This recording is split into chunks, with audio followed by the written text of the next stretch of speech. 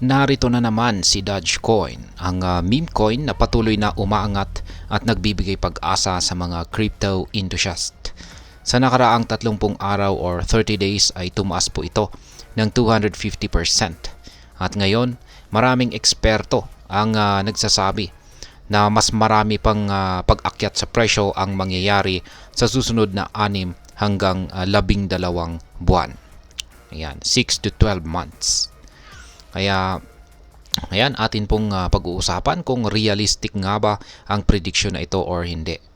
Pero bago po tayo magpatuloy, ay nais ko lamang po munang bigyang linaw ang aking disclaimer kung saan ang nilalaman po ng video na ito ay hindi po ito isang financial advice. For education and information purposes lamang po ang layunin nito.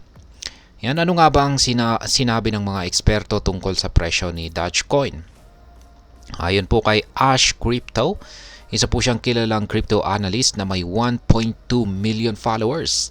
Yan, malaki daw ang tsansa na maabot ni Dogecoin ang presyong $1 sa loob ng 6 na buwan or 6 months. Kung ikukumpara, si Bitcoin ay inaasahang tataas din, ngunit mas mabagal ang growth percentage nito. Dagdag pa rito ay mayroong ding mas matapang na prediction mula kay Ginoong Ali Martinez na nagsasabing si Dogecoin ay maaring pumalo ng 4,443% at umabot po ito hanggang $18 na presyo or higit pa. Ang batayan po ng prediction na ito ay ang historical trends at technical analysis tulad po ng Fibonacci retracement levels. Ngayon ay paano nga ba makakamit ni Dogecoin ang presyong $1 or higit pa? Meron pong tatlong pangunahing dahilan kung bakit naniniwala ang mga eksperto sa patuloy na paglago ni Dogecoin. Unang-una ay ang kanyang historical performance. Sa nakaraan ay napatunayan po ni Dogecoin na siya ay may kakayahang magkaroon ng malalaking price surges pagkatapos ng mga dips o pagbaba sa kanyang presyo. Halimbawa po ay yung nangyari noong taong 2017. Tumaas po ito ng 9,470% at noong taong 2021 ay umabot po ito ng 30,700%. Pangalawa ay ang community at supporters ni Dogecoin. Si Dogecoin ay meron po siyang malakas na community na laging sumusuporta dito. Bukod dito, ang mga malalaking personalidad tulad ni Ginoong Elon Musk ay patuloy po na nagbibigay ng positibong sentiment sa market. At ang pangatlo ay ang crypto market bull run. Sa kasalukuyang bull run ng cryptocurrency market, maraming altcoins ang nakakaranas ng mataas na paglago. Si Dogecoin bilang isa sa mga kilalang meme coins ay hindi po siya naiiba. Ngayon ay ano po ang dapat nating asahan sa susunod na 6 na buwan? Habang marami po ang optimistic tungkol sa future ni Dogecoin, mahalaga pong tandaan na magkakaroon ng mga dips o corrections sa daan.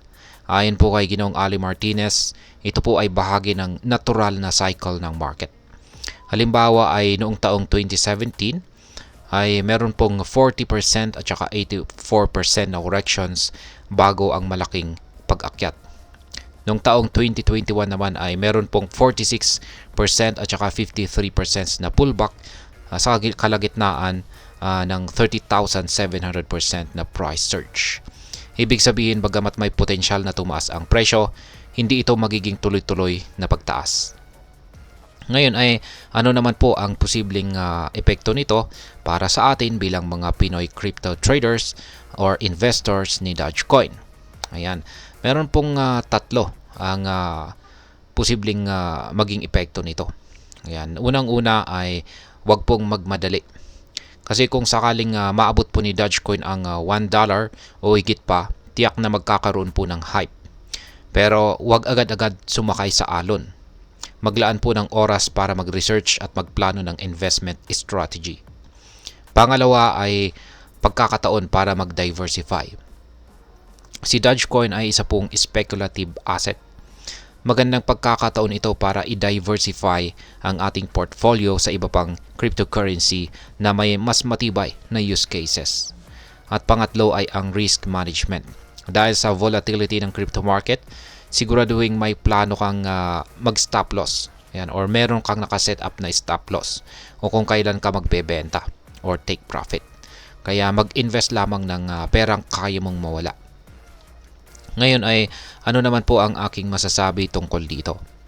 Si Dogecoin po ay patuloy na nagpapatunay na hindi lang ito basta meme coin. Ito po ay isang asset na maaring magbigay ng malaking kita kung tama ang ating diskarte. Pero huwag pong kalimutan ang kasabihang high risk, high reward. Hindi lahat ng prediction ng mga eksperto ay natutupad o nagkakatotoo, kaya mahalagang manatiling maingat. Sa tingin ko, kung magpapatuloy ang positibong sentiment sa market at ang suporta ng community, malaki po ang posibilidad na maabot ni Dogecoin ang presyong $1 sa loob ng 6 na buwan. Ngunit ang target na $18 or $23 ay tila masyado pong ambisyoso, maliban na lamang kung magkakaroon po talaga ng malaking adoption or major developments itong si Dogecoin. At ayan, hanggang dito na lamang po tayo sa video na ito mga ka-crypto. Sana po ay inyong nagustuhan ang aking paliwanag sa video na ito. Kung inyo po itong nagustuhan, pakiclick lamang po ang like button nito. Marami pong salamat sa panonood, ingat po tayo lagi at God bless po sa ating lahat.